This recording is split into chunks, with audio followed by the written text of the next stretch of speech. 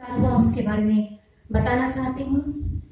प्रभु का बहुत बड़ा आशीर्वाद है मेरे लिए, जो आज ईस्टर के इस पवित्र दिन में मुझे यहाँ पर इतने बड़े प्रेस्टिजियस चर्च में मुझे अपनी साक्ष्य देने का एक अवसर मिला है। धन्यवाद प्रभु, धन्यवाद। मैं अपने जन्म से हिंदू परिवार में मेरा जन्म हुआ था और बहुत ही ऑर्थोडॉक्स हिंदू फैमिली, हमारे घर में पूजा पाठ होम हवन सब हुआ करते थे। और मैं इस बात में विश्वास करती हूँ कि प्रभु जब किसी को बुलाना चाहते हैं तो वो आवाज देते हैं, हमें उनकी आवाज को सुनना चाहिए। और मैंने उनकी आवाज को नहीं सुना। पहली बार प्रभु ने मुझे आवाज दिया जब मेरी शादी एक क्रिश्चियन फैमिली मणि परिवार में हुई। ये मेरे लिए एक संकेत था कि मुझे प्रभु को एक्सेप्ट कर लेना चाहिए, लेकिन मैंने ऐसा नहीं किया क्योंकि मुझे अपने हिंदू धर्म से बहुत प्यार था और मैंने इसी कंडीशन पे मैरिज की थी, ऐसा लव मैरिज, कि मैं अपना धर्म नहीं छोड़ूंगी। मेरे इन लॉज ने मुझे कभी भी फोर्स नहीं किया, लेकिन इनडायरेक्टली वो मुझे सजेस्ट करते थे कि मुझे अभी प्रभु यीशु को एक्सेप्ट कर लेना चाहिए, लेकिन मैंने ऐसा नहीं किया। जब मेरी mother in law Mrs Rita read Mumbai आती थी तो मेरे लिए बहुत सारे बाइबल और बाइबल से रिलेटेड बुक्स लेकर आती थी। उन्होंने कई बार मुझसे कहा कि तुम बाइबल रीडिंग करो, तुम्हें बहुत शांति मिलेगी, तुम्हारा नेचर बहुत like I was short tempered और बहुत ही एजुकेशन मेरे अंदर थे। उन्होंने कहा बाइबल पढ़ना शुरू करो, लेकिन मैंने कभी उनकी बात पे ध्यान नहीं दिया। और एक बार ऐसे हुआ कि बहुत सारे बाइबल मेरे घर में जमा हो गए थे तो मैंने उसे घर के बैकयार्ड में जाकर जला दिए।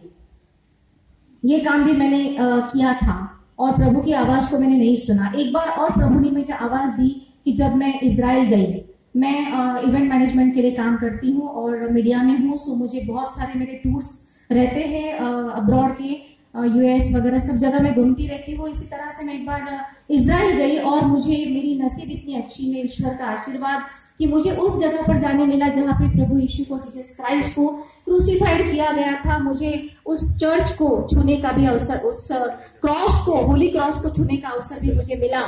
और मैंने वो कब्र भी देखी जहां पर प्रभु यीशु को रखा गया था। जब मैंने उस क्रॉस को छुआ तो मुझे एक अलग तरह की कुछ फीलिंग्स हुए जिसको मैं शब्दों में बयान नहीं कर सकती, लेकिन मुझे ऐसे लगा कि शायद होली प्लेसेस में जाने के बाद हर एक को इस तरह के फीलिंग्स होते हैं, लेकिन वो प्रभु का मेरे लिए दूसरा संदेश था जिसे मैंने इग्नोर किया। और मेरी लाइफ अच्छे से चल रही थी, मैं बहुत हेल्दी थी, बहुत स्ट्रांग थी और अपना इंथुसियास्टिक थी, मैं अपने काम कर रही थी। और एक दिन ऐसे हुआ कि मुझे कैंसर हो गया। I was detected for cancer और उसके बाद मेरी लाइफ अपसाइड डाउन हो गई। मैं इमोशनली, फाइनेंशियली, फिजिकली हर तरह से मैं बैंकरप्ट हो गई। मैं पूरी तरह से मतलब ऐसे हो गई कि मुझे कहीं जाने के लिए कहीं कुछ सूझ ही नहीं रहा था कि मैं लाइफ में क्या करूं। और सबसे बड़ी एक ही इच्छा थी कि मैं जिंदा रहूं। यही मेरी इच्छा थी कि मैं जीना चाहती थी। लाइफ इज ब्यूटीफुल और मुझे जीना था। तो मुझे क्या करूं, कैसे करूं, कहीं कुछ समझ में। मेरी जिंदगी का सबसे बुरा, सबसे भयानक वो समय था। शारीरिक पीड़ा इतनी ज्यादा थी कि जो मैं बर्दाश्त नहीं कर सकती। जैसा कि आप जानते हैं कैंसर जितना भयानक है उससे ज्यादा उसकी ट्रीटमेंट बहुत भयानक है। जिस तरह की पेनफुल ट्रीटमेंट से मैं गुजर रही थी, आई वॉज ब्रोकन। कुछ नहीं समझ में आ रहा था कि मैं क्या करूं, कैसे जिंदगी जीऊं। उस दौरान फिर से एक बार मेरी सासू माँ मिसेस रीटा रीड मेरे लिए बाइबल लेकर आई।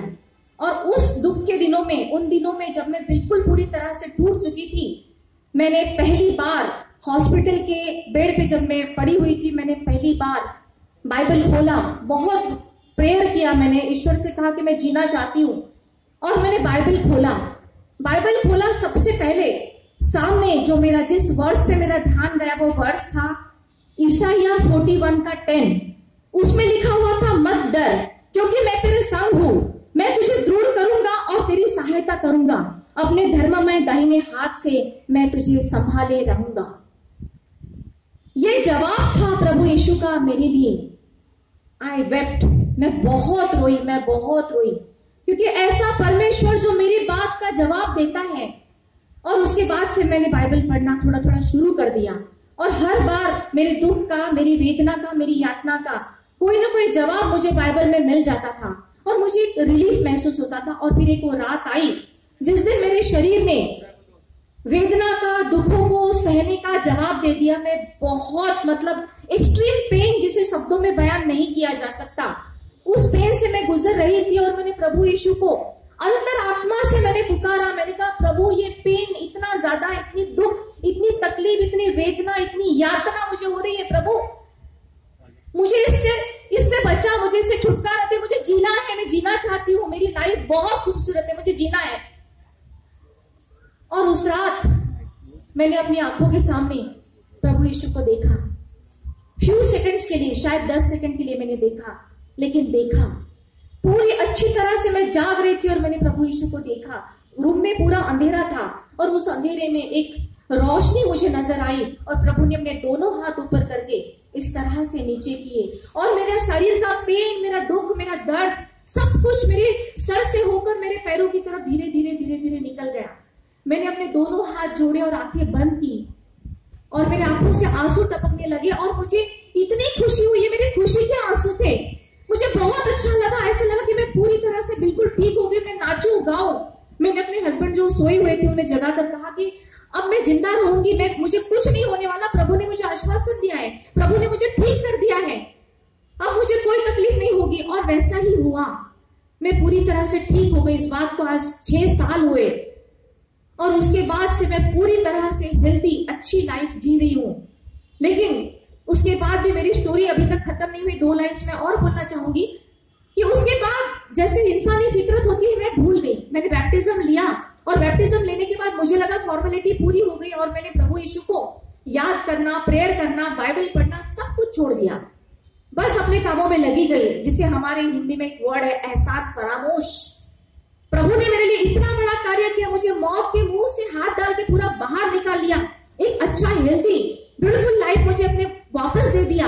और मैंने क्या किया, मैंने प्रभु को याद करना ही छोड़ दिया। कभी याद आया तो एक आध बार कभी कुछ पढ़ लिया, दैट्स इट, अपने लाइफ में बिजी हो गई। और ऐसे में तीसरी बार प्रभु यीशु की आवाज आई और ये आवाज मेरे अंकल पुलक प्रामाणिक की थी, जो मुझे बार बार 4 सालों से कंटिन्यूसली फोन करके मुझे कहा करते थे कि तुम्हें बाइबल पढ़नी चाहिए, खाली बैप्टिज्म लेना, फॉर्मेलिटी पूरी करना, ये क्रिश्चियनिटी नहीं है।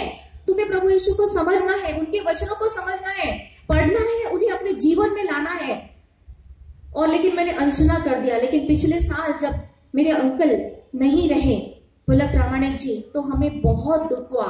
हमारा पूरा परिवार दुख में डूब गया और मेरी आंखें खुल गई। मुझे लगा कि नहीं, मुझे अंकल की बातों को पूरा करना है। उन्होंने जो जो मुझसे कहा था वो सारी बातें मैं पूरी करूंगी। और मैंने हमारे मुंबई में चर्च है बोरीवली में, न्यू लाइफ फेलोशिप का पास्टर सैमुअल कामली, उनसे मैंने लेसन्स लेने शुरू कर दिए। मैंने बाइबल पढ़ना शुरू कर दिया। मैं उनके डिसाइपल हूँ, वो मेरे गुरु है और मैं बहुत जल्द प्रीचिंग भी अपना स्टार्ट करने वाली हूँ। और इसके अलावा मेरे में बहुत सारे मिरेकुलस चेंजेस हो गए। मेरी पर्सनालिटी पूरी तरह से चेंज हो गई। मेरे अंदर की निगेटिविटी जो थी, जो बहुत सारे लोगों के अंदर होती है, वो निगेटिविटी पूरी तरह से निकल गई। मैं अभी बहुत अच्छा सोचती हूँ, मेरा मन हमेशा शांत रहता है। सुबह जब मैं उठती हूँ तो मुझे पता नहीं, अनजाने से एक खुशी होती है। ऐसा लगता है कि प्रभु मेरे साथ है, मुझे किसी चीज से डरने की कोई जरूरत नहीं है। और इस तरह से प्रभु ने बहुत सारे चमत्कार मेरे अंदर किए हैं। और इससे पहले कि मैं यहाँ से जाऊं, मैं धन्यवाद करना चाहूंगी कि मेरे अंकल पुलक प्रामाणिक जी के जाने के बाद मेरी आंटी मौसी, मेरी मिसेस लीना प्रामाणिक, जिन्होंने मुझे बहुत बहुत सपोर्ट किया। मैं 10 दिन के लिए यहाँ भुवनेश्वर में थी, कल मैं जा रही हूँ। उस दौरान उन्होंने काफी जगह, काफी चर्चेस में मुझे अपनी साक्षी देने का गोल्डन अपॉर्चुनिटी दिया। उसके लिए मैं उनका बहुत बहुत धन्यवाद करना चाहूंगी। और मैं इस चर्च के पालक mister Satpathy, reverend Satpathy, reverend Ayub Chinchani और हमारे गेस्ट रेवरेंड सुभाष डोंगरदेवे, आमचा मराठी माणूस, इन सबको भी मैं धन्यवाद देना चाहती हूँ और आप सबको भी धन्यवाद देना चाहती हूँ। और प्रभु यीशु के नाम से एक बार मैं आपकी ताली चाहती हूँ। Thank you.